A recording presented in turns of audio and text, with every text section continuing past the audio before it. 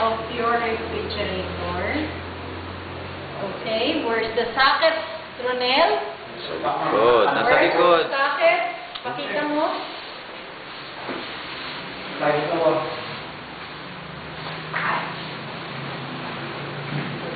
ipakita ko. Where's the socket?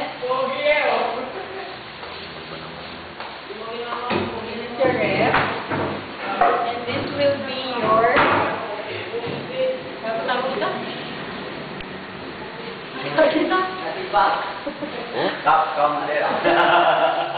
This is countertop. Ano nalagay niyo natin dito?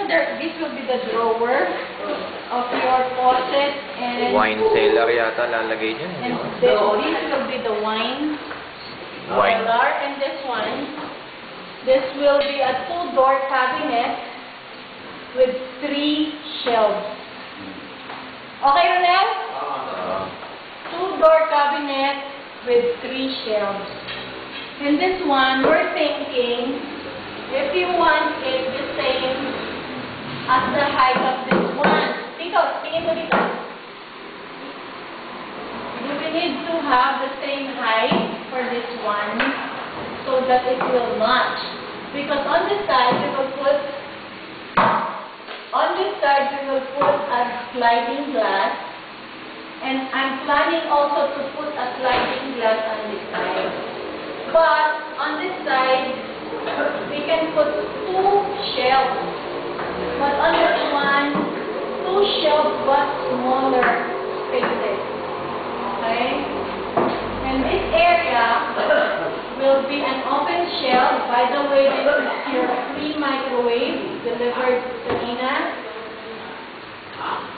This is your free microwave. This is the space for the microwave. Then there will be another shelf and another space to put naman your oven toaster and blender. So there will be another like this, and then we will put oven toaster and then blender. On top, you can put another one. So this will be 3 shelves but open. Or if you want, we can have open shelves, this one only. This one with closet type with 2 shelves.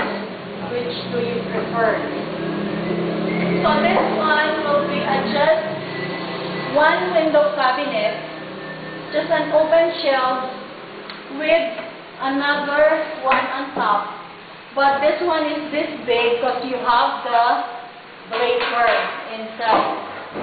So on the side, you'll have 2 open shelves with sliding glass. This is the space for the glasses, displayed glasses. This one.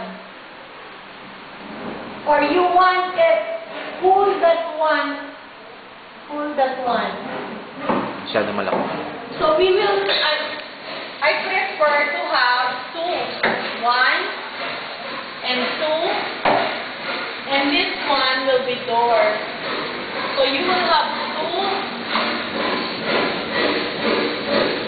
with shelves inside. So you will have this one as an open shelf with sliding glass, and another one open shelf with sliding glass, and this one is a cabinet with door.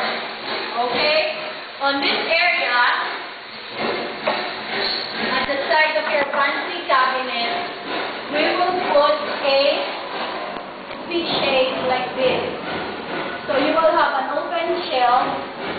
Maybe we can put 1, 2. This area you can put something in this one. So you will have an open shelf like that. It's a quarter. Okay, and this will be your pantry cabinet. Pantry cabinet. And this is your nook. This is your nook with 2 drawers and then shelves. Open shelves with doors. Okay, under this one, have your range. You'll have your range, and this is the socket for your range. LPG. And this is the hose where you will put your gas outside, and the hose will be coming from here, from the outside. On this area, you will have, I think, a drawer, and then another cabinet.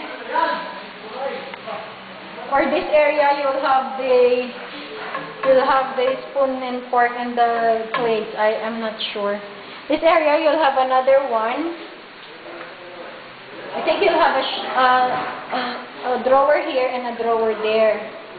2 drawers on this side, I think. Then you have the waste basket there inside the cabinet also.